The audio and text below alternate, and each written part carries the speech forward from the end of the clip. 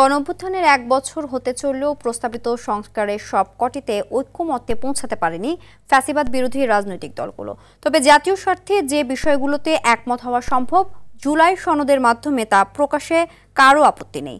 যুক্তিতর্ক উপস্থাপনের মাধ্যমে আগামী নির্বাচনে জনগণের আস্থা অর্জনে ঐক্যমত্যে ভূমিকা রাখতে চায় রাজনৈতিক দলগুলো। আরও জানাচ্ছেন জাহিদ রহমান। ছাত্র জনতার তীব্র আন্দোলনের পর ২০২৪ সালের ৫ আগস্ট আওয়ামী লীগ সরকারের পতন ঘটে। এরপর নোবেলজয়ী ডক্টর মোহাম্মদ ইউনূসের নেতৃত্বে গঠিত হয় অন্তর্বর্তী সরকার। জনগণের প্রবল প্রত্যাশার মুখে রাষ্ট্র সংস্কারের লক্ষ্যে ১১টি সংস্কার কমিশন গঠন করা হয়।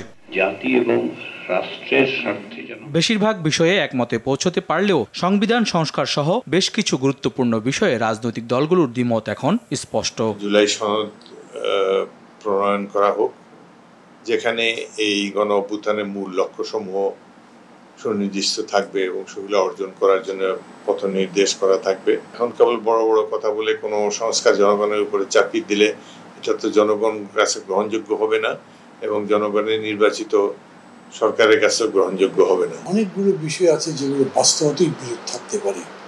সেই বিরোধগুলো এখন সারফেস হয়েছে, আগেও ছিল, কিন্তু আগে এটা সারফেসে আসেনি, এখন এটা সারফেসে আসবে। আমি একটু ভয় পাচ্ছি যে আলোচনার সময় খুব কম হয়ে যাচ্ছে। সময় নিয়ে আলোচনা করলে এটাও হয়তো নিষ্পত্তি হতে পারে। বাস্তবতার বাইরে গিয়ে সংস্কার চাপিয়ে দেওয়া যেমন যৌক্তিক নয়, ঠিক তেমনি জনগণের ম্যান্ডেট নিয়ে আগামীতে সংস্কার প্রক্রিয়া চালিয়ে যেতে চায় রাজনৈতিক দলগুলো। এনসিসি এরকম একটা বডিতে থাকতে হবে, নাহলে প্রধানমন্ত্রীকে ইচ্ছা মতো সব কনস্টিটিউশন বডির হেডকে করবেন নাকি, নিয়োগ দেবেন নাকি, তা তো পারেন না, হওয়া উচিত তাই। এইটাতেও একটা অ্যাডজাস্টমেন্টের ব্যাপার আলোচনার মধ্যে দিয়ে হয়তো আসবে।